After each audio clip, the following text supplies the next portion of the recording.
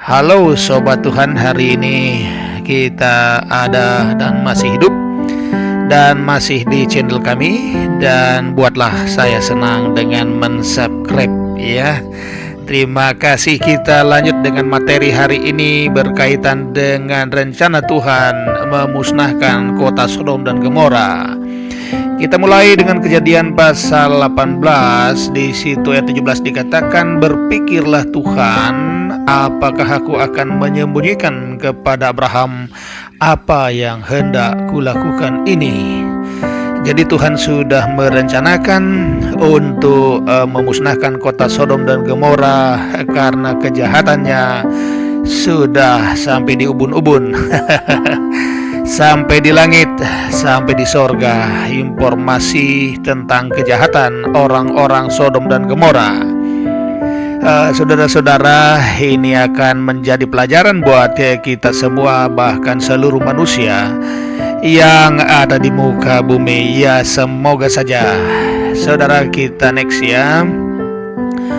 Dalam Kejadian 18 ayat 18 di situ dikatakan, "Bukankah sesungguhnya Abraham akan menjadi bangsa yang besar serta berkuasa, dan olehnya segala bangsa di atas bumi akan dapat berkat." Itu sudah dipikir Tuhan bahwa Abraham adalah orang spesial.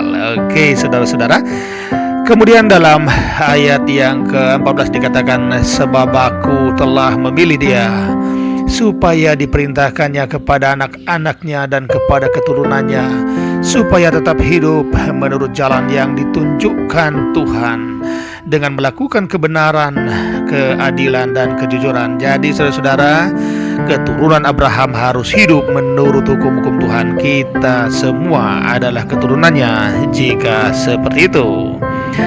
Next, saudara, Kejadian ayat 21 di situ dikatakan, "Baiklah, aku akan turun untuk melihat apakah benar-benar mereka telah berlaku seperti informasi yang telah sampai kepadaku ya, atau tidak." Jadi saudara-saudara, Tuhan mau survei kepada kota Sodom, apakah memang demikian adanya ataukah cuma isu-isu. Jadi saudara-saudara yang terkasih, Tuhan itu dalam rangka membuat sebuah keputusan juga harus melihat data-data yang ada, sehingga keputusan Tuhan itu benar dan adil adanya. Nah, karena itu saudara yang terkasih dalam Tuhan, kita juga harus mencontoh hal tersebut. Jangan langsung menghakimi ketika mendengar sesuatu, cek fakta dulu. Oke, saudara-saudara, demikian. Dan kita lanjut dalam ayat 23. Abraham datang mendekat kepada Tuhan, "Apakah engkau akan melenyapkan orang-orang benar bersama-sama dengan orang fasik?" Di sana ada Lot, keponakannya, dan satu keluarga, dan mereka juga mengenal Tuhan. Sehingga Abraham berpikir, apakah Tuhan akan memusnahkan juga Lot yang ada di sana? Atau jika ada orang benar di dalamnya, apakah Tuhan akan memusnahkan orang-orang benar sama-sama dengan orang-orang fasik? Tentu Tuhan itu adil, saudara. Tuhan tahu siapa benar, siapa tidak benar. Dan Tuhan tidak pernah membabi buta dalam rangka memberi penghukuman kepada manusia. Ya, pastinya demikian ya. Kita percaya semuanya. Kita lanjutkan dengan ayat berikut untuk lebih jelasnya. "Bagaimana sekiranya kalau ada 50 orang benar di sana? Apakah engkau akan memusnahkan mereka?" Nah, saudara-saudara yang terkasih, orang benar di satu kota dapat menyelamatkan kota itu. Kalau ada 50 orang benar, maka Tuhan berkata, "Aku tidak akan memusnahkan orang-orang benar itu bersama-sama dengan orang fasik, tetapi Tuhan akan mengampuni kota-kota di mana ada orang benar." Nah, karena itu kalau orang Kristen ada di satu kota, janganlah diusik karena mereka adalah orang benar di mata Tuhan. Oke, saudara-saudara, Kejadian ayat 26 di situ Tuhan berfirman, "Jika aku dapati 50 orang benar dalam kota itu, maka aku tidak akan memusnahkan, tetapi aku akan mengampuni kota itu." Tuhan baik ya, saudara. Tuhan itu benar-benar baik.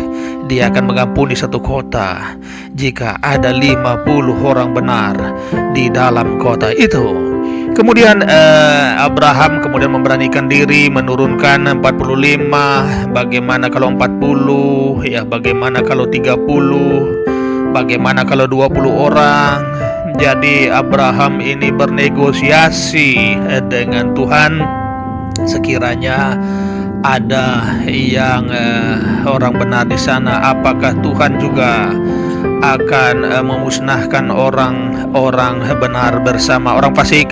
Dan Tuhan berkata, jika ku dapati 10 orang benar pun di dalamnya, aku akan mengampuni kota itu karena 10 orang benar itu.